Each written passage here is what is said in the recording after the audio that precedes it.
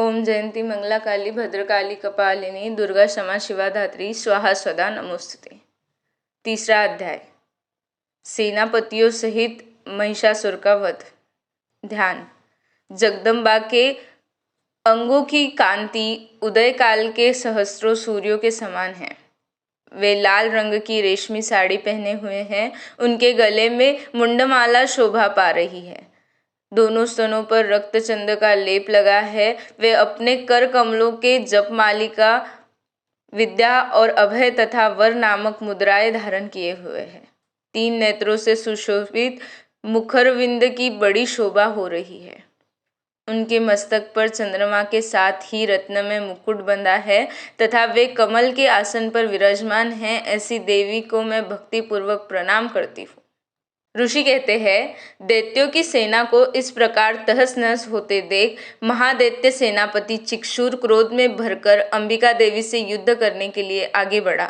वह असुर रणभूमि में देवी के ऊपर इस प्रकार बाणों की वर्षा करने लगा जैसे बादल मेरुगिरी के शिखर पर पानी की धार बरसा रहे हो। तब देवी ने अपने बाणों से उसके बाण समूह को अनायास ही काटकर उसके घोड़ों और सारथी को भी मार डाला। साथ ही उसके धनुष तथा अत्यंत ऊंची ध्वजा को भी तत्काल काट गिराया। धनुष कट जाने पर उसके अंगों को अपने बाणों से बींध डाला। धनुष, रथ, घोड़े और सारथी के नष्ट हो जाने पर वह असुर ढाल और तलवार लेकर देवी की ओर दौड़ा। उसने तीखी धार वाली तलवार से सिंह के मस्तक पर चोट करके देवी की भी बाई भुजा में बड़े वेग से प्रहार किया। राजन, देवी की बाह पर पहुंचते ही वह तलवार टूट गई। फिर तो क्रोध से लाल आंखें करके उस राक्षस ने शूल हाथ में लिया और उसे उस महादैत्य ने भगवती भद्रकाली के ऊपर चलाया। वह शूल आकाश से घिरते हुए सूर्यमंडल की भांति अपने तेज से प्रज्वलित हो उठा। उस शूल को अपनी ओर आते देख देवी ने भी शूल का प्रहार किया। उससे राक्षस के शूल के सैकड़ों टुकड़े हो गए। साथ ही महादैत्य चिक्षुर की भी धज्जियां उड़ गई। वह प्राणों से हाथ धो बैठा। महिषासुर के सेनापति उस महापराक्रमी चिक्षुर के मारे जाने पर देवताओं को पीड़ा देने वाला चामर हाथी पर चढ़कर आया। उसने भी देवी के ऊपर शक्ति का प्रहार किया, किंतु जगदम्बा ने उसे अपने हुंकार से ही आहत एवं निष्प्रभ करके तत्काल पृथ्वी पर गिरा दिया। शक्ति टूटकर गिरी हुई देख चामर को बड़ा क्रोध हुआ। अब उसने शूल चलाया, किंतु देवी ने उसे भी अपने बाणों द्वारा काट डाला। इतने में ही देवी का सिंह उछलकर हाथी के मस्तक पर चढ़ बैठा और उस दैत्य के साथ खूब जोर लगाकर बाहुयुद्ध करने लगा। वे दोनों लड़ते लड़ते हाथी से पृथ्वी पर आ गए और अत्यंत क्रोध में भरकर एक दूसरे पर बड़े भयंकर प्रहार करते हुए लड़ने लगे। तदंतर सिंह बड़े वेग से आकाश की ओर उछला और उधर से गिरते समय उसने पंजों की मार से चामर का सिर धड़ से अलग कर दिया। इसी तरह उदग्र भी शिला और वृक्ष आदि का मार खाकर रणभूमि में देवी के हाथों मारा गया तथा कराल भी दांतों, मुक्कों और थपेड़ों की चोट से धराशायी हो गया। क्रोध में भरी हुई देवी ने गदा की चोट से उदत का कचुम्बर निकाल डाला। भिंदीपाल से वाशकल को तथा बाणों से ताम्र और अंध को मौत की घाट उतार दिया। 3 नेत्रों वाली परमेश्वरी ने त्रिशूल से उग्रास्य, उग्रवीर्य तथा महाहनु नामक दैत्य को मार डाला। तलवार की चोट से विडाल के मस्तक को धड़ से काट गिराया। दुर्धर और दुर्मुख इन दोनों को भी अपने बाणों से यमलोक भेज दिया। इस प्रकार अपनी सेना का संहार होते देख महिषासुर ने भैंसे का रूप धारण करके देवी के गणों को त्रास देना आरंभ किया। किन्हीं के थुथुन से मारकर, किन्हीं के ऊपर खुरों का प्रहार करके, किन्हीं किन्हीं को पूंछ से चोट पहुंचाकर, कुछ को सींगों से विदीर्ण करके, कुछ गणों को वेग से, कहीं को सिंहनाद से, कुछ को चक्कर देकर तो कितनों को निश्वास वायु के झोंके से धराशायी कर दिया। इस प्रकार गणों की सेना को गिराकर वह असुर महादेवी के सिंह को मारने के लिए झपटा।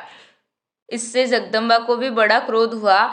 उधर महापराक्रमी महिषासुर भी क्रोध में भरकर धरती को खुरों से खोदने लगा तथा अपने सींगों से ऊंचे ऊंचे पर्वतों को उखाड़कर फेंकने और गर्जने लगा। उसके वेग से चक्कर देने के कारण पृथ्वी क्षुब्ध होकर फटने लगी। उसकी पूंछ से टकराकर समुद्र सब ओर से धरती को डुबाने लगा। हिलते हुए सिंगों के आघात से विदीर्ण होकर बादलों के टुकड़े टुकड़े हो गए। उसके श्वास की प्रचंड वायु के कारण उड़े हुए सैकड़ों पर्वत आकाश से गिरने लगे। इस प्रकार क्रोध में भरे हुए उस महादैत्य को अपनी ओर आते देख चंडिका ने उसका वध करने के लिए महान क्रोध किया। उन्होंने पाश फेंककर उस महान असुर को बांध लिया। उस महासंग्राम में बन जाने पर उसने भैंसे को रूप त्याग दिया और तत्काल सिंह के रूप में वह प्रकट हो गया। उस अवस्था में जगदम्बा जो ही उसका मस्तक काटने के लिए अद्यत हुई, त्यों ही वह खड्गधारी पुरुष के रूप में दिखाई देने लगा। तब देवी ने तुरंत ही बाणों की वर्षा करके ढाल और तलवार के साथ उस पुरुष को भी बांध डाला। इतने में ही वह महान गुजराज के रूप में परिणत हो गया तथा अपनी सूंड से देवी के विशाल सिंह का खींचने और गर्जने लगा। खींचते समय देवी ने तलवार से उसकी सूंड काट डाली। तब उस महादैत्य ने पुनः भैंसे का शरीर धारण कर लिया और पहले की ही भांति चराचर प्राणियों सहित तीनों लोकों को व्याकुल करने लगा। तब क्रोध में भरी हुई जगन्माता चंडिका बारंबार उत्तम मधु का पान करने और लाल आंखें करके हंसने लगी।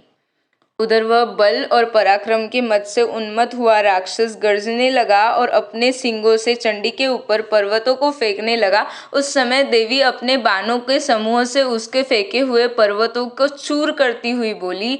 बोलते समय उसका मुख मधु के मद से लाल हो रहा था और वाणी लड़खड़ा रही थी। देवी ने कहा, ओ मूढ़, मैं जब तक मधु पीती हूँ तब तक तू क्षण भर के लिए खूब गर्ज ले। मेरे हाथ से यही तेरी मृत्यु हो जाने पर अब शीघ्र ही देवता भी गर्जना करेंगे। ऋषि कहते हैं, यो कर देवी उछली और उस महादैत्य के ऊपर चढ़ गई। फिर अपने पैरों से उसे दबाकर उन्होंने शूल से उसके कंठ में आघात किया। उनके पैर से दबा होने पर ही महिषासुर अपने मुख से दूसरे रूप में बाहर होने लगा। अभी आधे शरीर से ही वह बाहर निकल पाया कि देवी ने अपने प्रभाव से उसको रोक दिया। आधा निकला होने पर भी वह महादैत्य देवी से युद्ध करने लगा। तब देवी ने बहुत बड़ी तलवार से उसका मस्तक काट गिराया। फिर तो हाहाकार करता हुआ दैत्यों की सारी सेना भाग गई तथा संपूर्ण देवता अत्यंत प्रसन्न हो गए। देवताओं ने दिव्य महर्षियों के साथ दुर्गा देवी का स्तवन किया। गंधर्वराज गाने लगे और अप्सराएं नृत्य करने लगी। इस प्रकार श्री मार्कंडेय पुराण में सार्वनिक मंत्वोत्तर की कथा के अंतर्गत देवी महात्म्य महिषासुर वध नामक तीसरा अध्याय पूरा हुआ।